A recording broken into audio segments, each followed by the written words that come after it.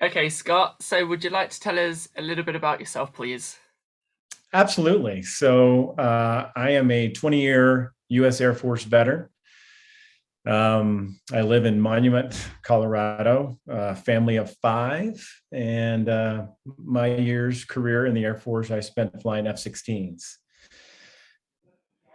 Um, so the first question I have for you from the Inspiration4 mission is when Jared told you that you would be guiding them through the mission as mission director, how did that make you feel? Ah, that was a humbling experience and opportunity that Jared provided. But we were also naive to what we were getting into. It was a fairly ambitious endeavor that we set forth because we knew we needed to make it a very significant event because this was going to open up so many doors and make space exploration accessible to all, more or less. So we started developing the idea behind Inspiration4 with the crew selection process, working with the team at SpaceX to come up with the training plan and protocol, just to make sure it was successful. Because we knew we got one shot at this, and it um, had to be a successful mission to ensure that others will follow. And that's more or less what we were able to accomplish, along with raising $250 million for St. Jude, who was our key partner in that.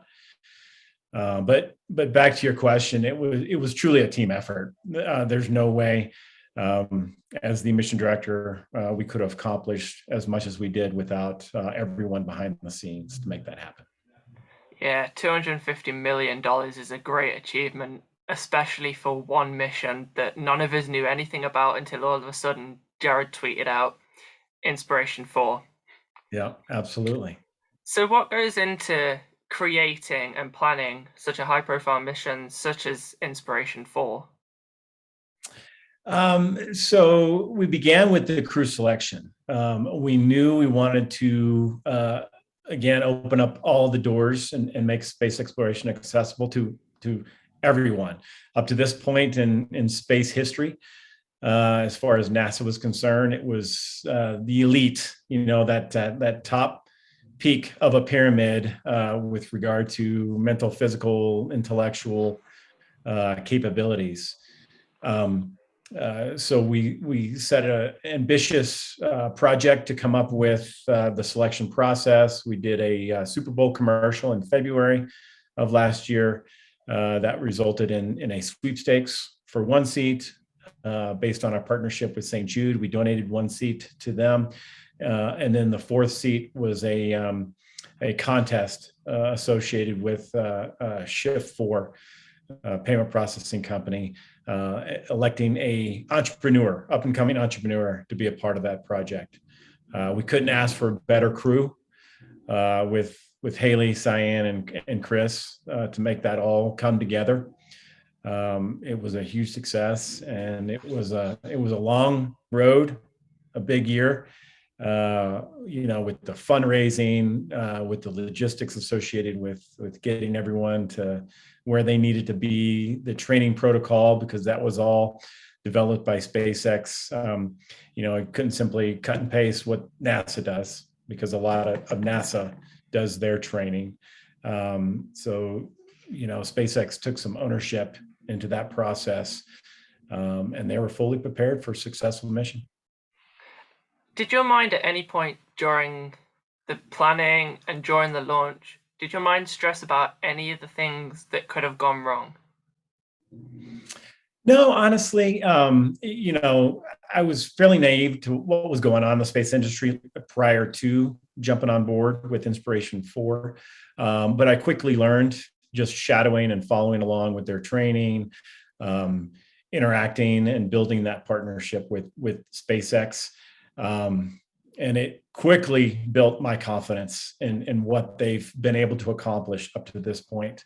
It's amazing to see the facilities, to see them operate, to how they think, and some of the smartest, most intellectual people on this planet are working for SpaceX. And we couldn't ask for a better team, not only during Inspiration4, but moving forward with our partnership for Polaris. You look at what they're doing today. They're on something like a 5-6 day launch cycle. They're on track to beat their lofty goals of 52, 54 launches in a year. They just launched Axiom. They're about to launch Crew 4. They're going to recover Axiom. They're going to, recover Crew 3, all in a very short time period. And that's all a testament to the professionalism and the teamwork of that entire organization. Yeah, that 5-day launch cadence they recently announced is such a high standard that only they've been able to set so far. And the Absolutely. fact that they've been able to currently recover, I think it's 114 booster recovery missions, and that's 114 boosters that they didn't have to build because they just Absolutely. make a certain amount. They've learned how to safely land, recover, and reuse these rockets, and it's incredible. And they're proving it each and every day. It's also that innovation that will go into Starship, that will take humans back to the moon and Mars and beyond. So it's quite impressive for sure. It is, and the fact that it took them so long to get it right originally, but it's the fact that you learn from these mistakes that you get, and then it's a fact of, right, once you've landed it once, how can we implement this into every other mission we fly? And they've done that brilliantly. Yeah, absolutely. And we're seeing it with the development of Starship. We saw it obviously with Falcon 9, and elements of Polaris. We're seeing it as well with the research and development. They're focused in on a continuous analysis when we have our mission design meetings. All of that breeds and encourages innovation. And there are moments, you look at the history of the Falcon 9, there are moments of failure, but failure is encouraged because of what they're able to learn from those mistakes. And it's a continuous rinse and repeat. And eventually they reach a point where risk is mitigated. And it builds a team that has immense confidence in this mission moving forward with that technology based on all the things they learn through the research and development. Yeah, and with them beating their original launch reusability of 10 flights per booster, I think now one's currently sitting at 12 flights. Yeah, And keep it going. I really want to see how many flights a booster can take. And Right. I'm willing to bet it'll be beyond 30, I reckon. I believe they can go for 30 flights per booster. Only time will tell. And Only time will again, tell. yeah, back to the testament of SpaceX. They, when they recover that booster, it goes through a very thorough and detailed analysis to make sure it's meets the standards or exceeds the standards for that next launch. So what was your favorite part of the Inspiration4 mission? Favorite part of the Inspiration4 mission. The entire journey was extremely rewarding.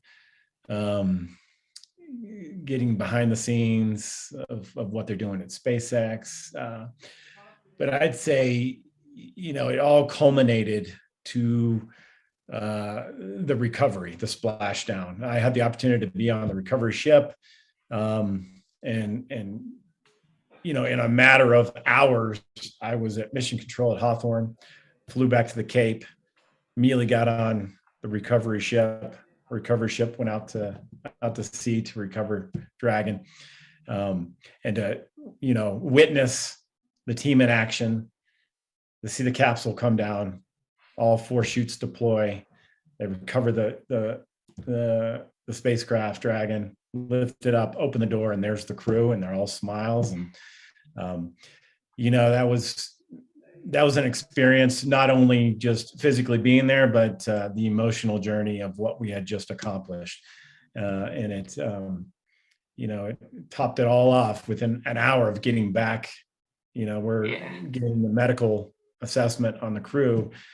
And come to find out, we exceeded our goal of $200 million at that time. It continues to build, but I would say that's probably the best experience that I had. Yeah.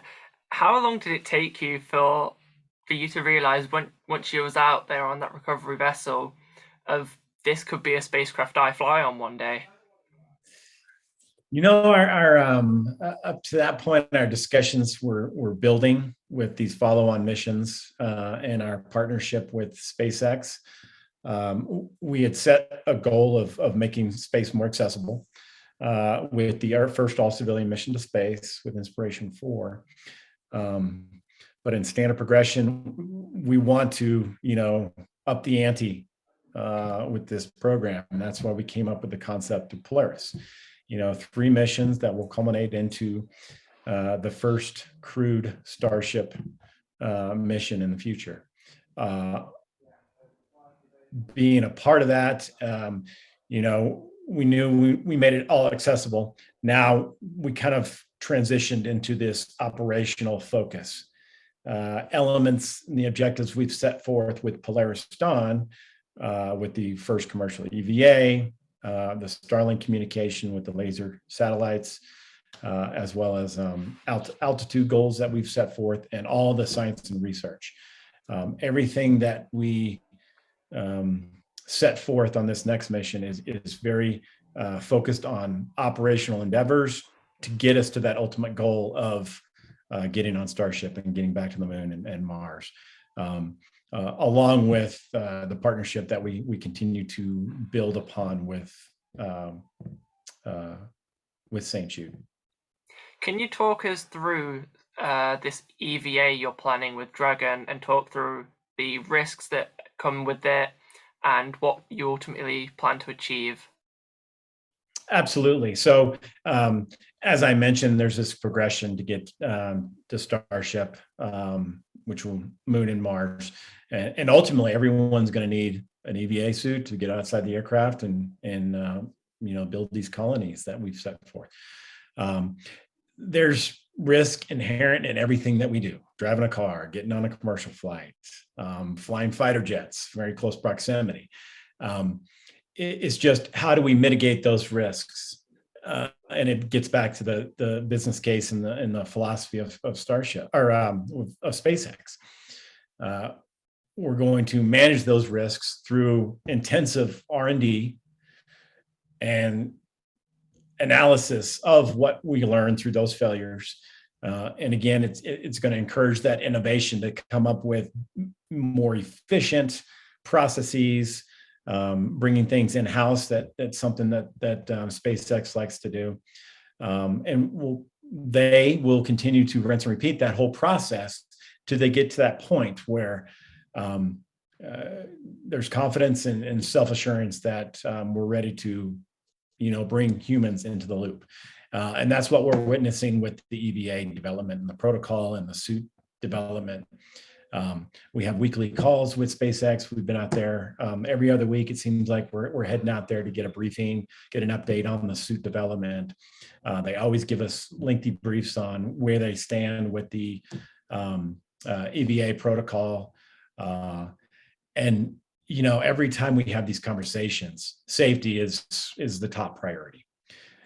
Just to give an example, the protocol that they've developed at any point during this whole process, bringing the capsule down to vacuum with the depress, testing the suits, getting ready to open the hatch, opening the hatch, doing the EVA, coming back in, we can, in a fighter pilot term, we can knock it off at any point. We can terminate the EVA and pressurize the cabin and get us back to a nominal situation. And that can happen at any point prior to all the way through the successful completion of an EVA.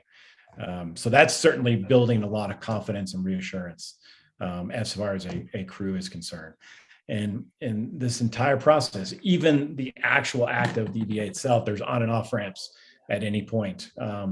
If we're not ready, we're going to push back the launch window till the entire crew is comfortable. And that's what's unique about SpaceX, the fact that they're a very flat lined organization management wise. Anyone can speak up at any time if they're not comfortable or confident in the direction we're going or something that's being developed. So we're certainly excited and we love getting those updates for sure. Do you currently have a updated launch date, or is it currently still the Q4 of this year? We're still identifying Q4 as that window of opportunity. No earlier than 1 November. But you never know with SpaceX. Example with Inspiration4, we actually moved the launch to the left earlier, which, what space company can actually move a launch sooner? But like we said, safety will be our number one priority through this endeavor. And if at any point, whether it's the suit development or the protocol for the EVA or weather considerations, we can certainly slip that to the right. There's nothing preventing that. So only time will tell as we get further along in the process of suit development.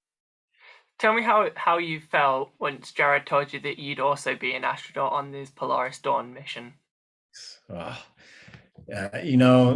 conversation developed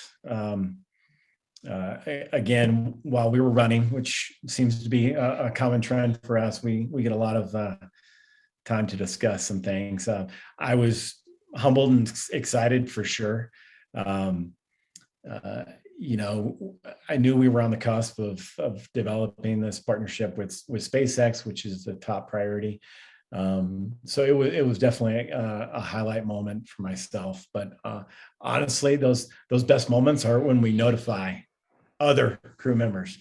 We attempted to do it, and it was covered in the Netflix with Inspiration4 when we called Cyan and Chris, and they joke quite often about the email I had sent, just to try to get them on the phone without uncovering too much information. And something similar was more in person with Sarah and Anna, but just to see their reaction is probably more rewarding than actually finding out I was going to be a part of this. But I wouldn't trade it for the world for sure. For sure. You have a great crew.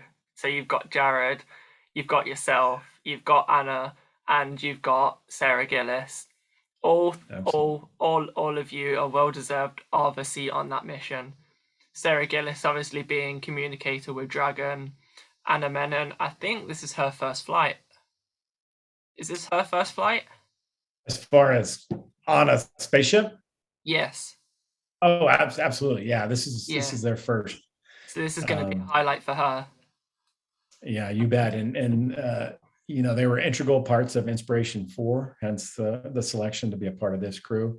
And they're certainly busy at work right now with the Axiom recovery, as well as Crew 4 and Crew 3. So they're key players in all of those milestones. At some point, they'll get to focus in on being crew members of Polaris, which our training hopefully will start here in a couple of weeks. So could you tell us a bit about what kind of training you expect to undergo for this mission? Absolutely. So, we kind of break it down into 3 phases.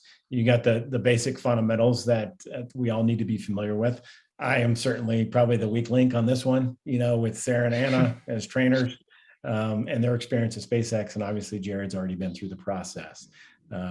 But there's a level of team cohesion that needs to be built as we go through this, systems familiarization with Dragon, with Falcon, which involves a lot of simulator time, and we'll perform that at Hawthorne. That's kind of phase 1. Phase 2, there's some specialized training that the SpaceX crew is currently developing for the objectives for this mission, one being the EVA. So we're coming up with a training regiment that will involve scuba diving to get ready for the EVA itself. We're getting familiar with Starlink and laser communication. We've talked a lot about the mission design and the profile that we're going to fly to get us up to altitude with the ultimate goal of hitting that 1,400 kilometers. and we're also vetting and well, currently we're in the process of talking to a lot of organizations, institutions, academic universities to come up and select those key science and research experiments that we want to fill a majority of our time doing. So that's kind of the specialized element, which is kind of phase two, and that will all be integrated into the whole summer. And then lastly, the fun things that we like to do for that team cohesion element. We're still going to climb a mountain for that experience. We'll continue to fly fighter jets throughout the summer. And just all of that together is hopefully gonna, it was a recipe that worked for Inspiration4. There's unique elements that are specific to Polaris Dawn, but ultimately that will get us that launch date come for Q4. Yeah, I think as well with Jared, it's kind of like a tradition for him to take his crew to do these kind of teamwork things. So climbing up a mountain, he did that with Inspiration4. Fighter jets, he did that with Inspiration4, and I think now it's become some sort of tradition for him, hasn't it?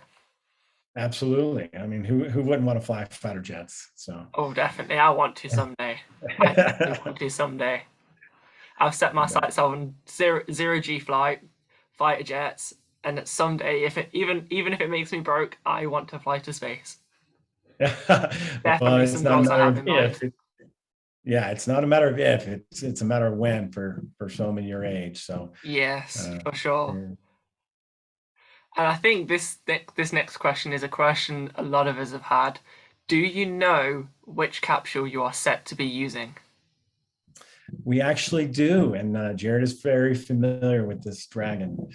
It's resilience right now, Yes. tentatively scheduled. We get updates on a weekly basis of how that refurbishment and update is going, because obviously there's considerations and modifications that will need to be done for the EVA itself. But resilience is on the books for us. That's what we wanted to hear. We had that feeling that resilience would be the one. Because obviously it was used for Inspiration4 with a couple of having the docking adapter removed. Yeah, So we always thought resilience could be the capsule you'd use. yeah. After all, the name of that capsule fits Jared's personality and the crew's personalities really, really well. Absolutely, and it's just a continued testament of what they're able to accomplish at SpaceX with reusability. Definitely. So And we're the fact that if you're resilient and you get through hard things, you can achieve almost anything. So I think resilience is a key message. So that's really good news to hear. I'm so happy with that one. So these are some kind of personal questions I now have for you. And we're going to start with, would you ever consider going to Mars if you were guaranteed a trip back home after you finish your mission? Oh man, I don't know who wouldn't want that opportunity. Um, we're a ways away, but I am a firm believer that SpaceX will be leading that charge. Um, Honestly, it's going to be guys like you who are going to have that opportunity down the road. It's going to become a frequent opportunity. But it's exciting to see. It's exciting to watch. We've been to Starbase quite a few times to see the progression. I think the first time was sometime in the summer of last year that we went.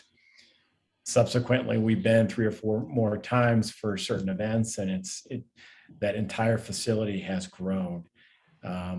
And it continues to grow and build, from high bay to mega high bay to all the different vehicles, to seeing it stacked for the announcement. For our announcement, we used that venue. So it's exciting to watch. It's exciting to follow, and I appreciate all that you guys do to cover those types of events, because someday we are going to have that opportunity to go back to Mars. So hopefully it's sooner than later. I'm getting up there in age. Yeah, So. oh, for definitely. And there's always a speculation on Twitter and in Discord such as Lab Padre or NSF. Oh, which booster is going to be used for the orbital flight? Which ship is going to be used? And it's always changing because we've had Ship 20 and Booster 4, which we originally thought would be the first orbital flight, which then, of course, was not to be. Right. Now got Booster 7 and S24 as the next set that could possibly be the orbital flight, and Yeah. it's a lot of speculation of which one. And they love to keep people on their toes for sure. Exactly. Um, this might be a bit of a weird question, but do you have any insight on the FAA and any updates? I don't. Honestly, I mean, Twitter's my source. I had to ask. Um, so, we'll see how that all pans out, whether it's Texas or Yeah, Florida. But at least there's options for sure. there is options because obviously we've now got the tower being built at Florida. We have, I think it's four current tower segments ready to be stacked. Yeah. Um, the rebar went up pretty quick at the pad, and I'm really excited to see how long it takes for this Starship tower to be built at Florida, right next Right. to historical launch complex 39A. Yeah, I know. Great choice to put it, I Yeah, believe, too. you bet. Historical site for sure. For sure, we will soon have so many rockets back on the pad because obviously we'll have Falcon 9 at 39A, Starship at 39A, SLS Yep. 39B. We'll have Vulcan Centaur launching from Slick 41. Gosh, we've got so many. It's a good problem to have. It really is. What are your thoughts on Starship being the first vehicle to take humans to Mars? I think it's going to be proven. Time will tell over the next months to years as far as how the testing develops for Starship. It's certainly a very cool looking spacecraft. And the technology that is the backbone or foundation for how they're developing that program, it all makes sense. So it's just going to be awesome to follow along, but for sure, I think it's going to be a vehicle that's going to take us back to Mars or to Moon and then to Mars. Indeed, we all got excited when we first saw SN10 touch down. We thought this is the first ever vehicle we saw land from Starship. Unfortunately, we had 8 minutes later, it went kaboom. That's all about the fun, I It think one is. of my It's the first times, anticipation. yeah, one of my first times in at SpaceX at Hawthorne. It was for the announcement, and there was concurrently there was a launch of Yeah, Starship, and we were there outside of mission control watching the launch, and then all of a sudden it hits the ground and blows up. Everyone in the entire facility started cheering, yeah. and that's when I truly learned and understood, the mindset and the mentality of these engineers. That failure is going to provide a lot of data points and analysis to, down the road for more successful launches. And of course, they nailed it with Ship 15, an Mm-hmm. absolutely flawless flight. That was fantastic. Yeah. We really want to see more of these hops before a full Starship flight. We keep saying that if they're gonna not use Ship 20 for an orbital flight, can they at least do a hop with it and make it land again, just so we have some entertainment, Something. Yeah. just whilst we wait for FAA to give us Yeah. the approval for launching from Starbase, so then they can get that launch license from the FAA. Right. Because we've all been waiting since the end of last year. It comes to the date where the FAA is supposed to publish, and then we get a month's delay, Another slip. no slip, and we will see this coming week. We are fingers crossed that the FAA do not push it back any further, and we get that I know. approval. We're only 8 days away. Yeah. We are 8 days away and counting. Mm-hmm. One final question. What sparked your interest in spaceflight? Sparked my interest. I'm a child of the '80s, so is the shuttle era. That's what we would spend our time watching.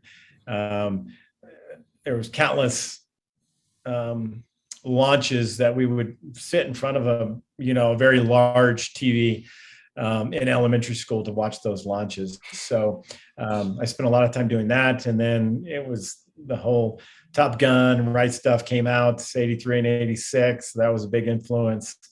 And then I had an opportunity to go fly on an incentive flight back seat of a KC-135 to watch some refueling F-16s when I was a freshman at the university. And that was certainly a spark to get into aviation.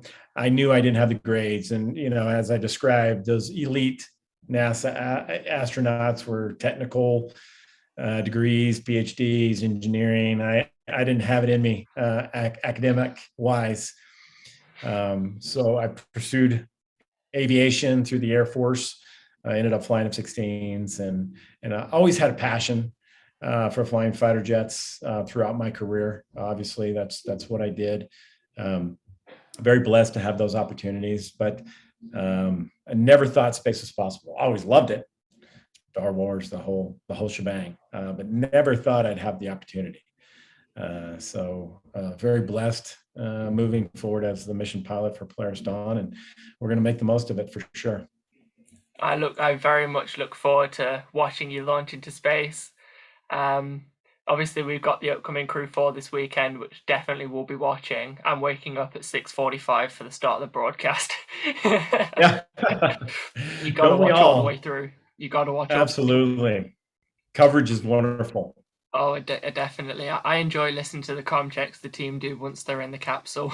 That's really fun to learn all the comms and all the checks they do. Mm-hmm. But yeah, it's an exciting year, and I very much look forward to any more updates from you or the Polaris Dawn team. And we will see you in space at the end of the year. Awesome. Looking forward to it. Well, thank you for your time and the opportunity to speak about it. Thank you very much for letting me speak to you. I appreciate it. Thank you. All right.